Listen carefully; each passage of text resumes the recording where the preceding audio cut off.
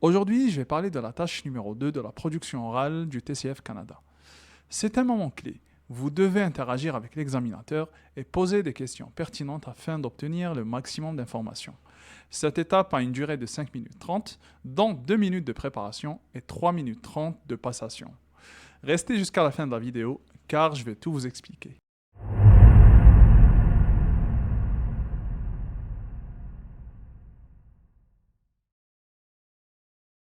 Moi, c'est Reda, formateur TCF et examinateur correcteur du DELF-DALF, certifié par France Éducation Internationale. Dans cette partie, nous allons nous intéresser aux 3 points suivants. Les principaux mots interrogatifs, le vouvoiement et le tutoiement, et la structure des questions. Le premier point, les principaux mots interrogatifs, donc pronoms, adverbes, adjectifs. On va commencer par le qui. C'est pour une personne, par exemple, qui parle. Que et quoi.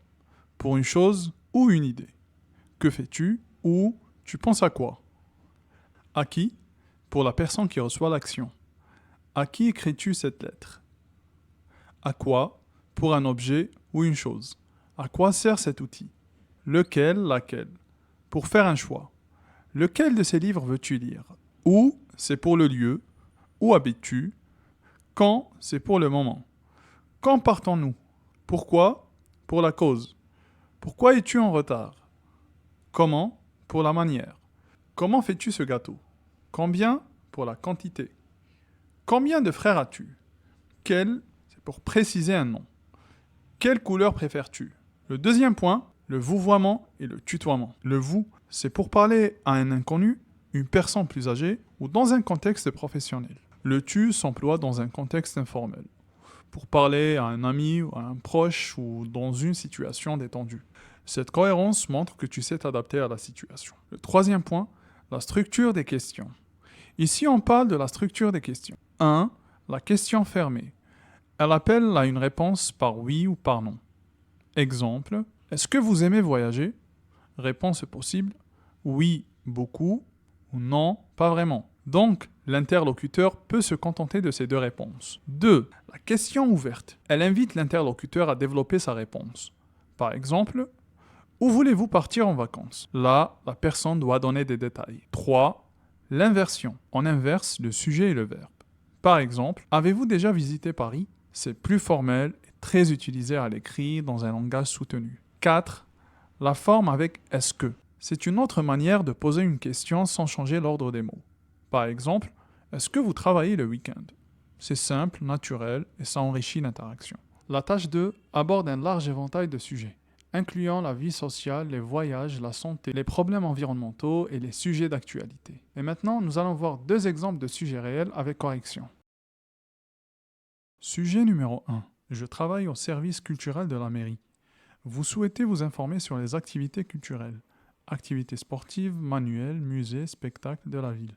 Vous me posez des questions concernant les activités, la fréquence, les tarifs, la durée, etc. Voici les questions que vous pourrez poser. Et bien sûr, c'est une liste non exhaustive, donc vous pouvez poser d'autres questions. Quelles sont les principales activités culturelles proposées dans la ville? Y a-t-il des activités spécifiques pour les enfants ou les familles? Quels sont les horaires d'ouverture des musées et des bibliothèques? Faut-il s'inscrire à l'avance pour certaines activités?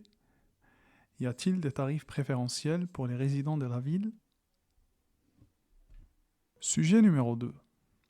Je suis votre voisin, vous venez d'arriver dans la ville et vous ne connaissez personne. Vous me demandez conseil pour rencontrer de nouvelles personnes. Voici un exemple de question que vous pourrez poser.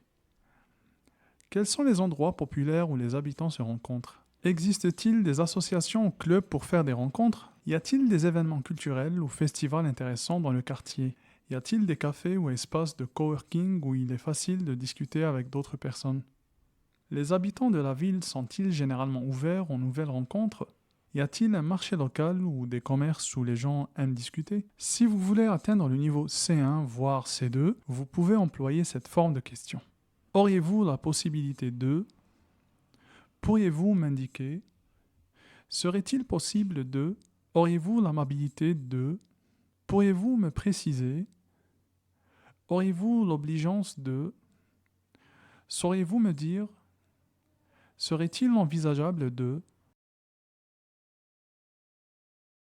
Si vous avez aimé la vidéo, n'hésitez pas à liker et à vous abonner à la chaîne et je vous dis à la prochaine vidéo avec la tâche numéro 3.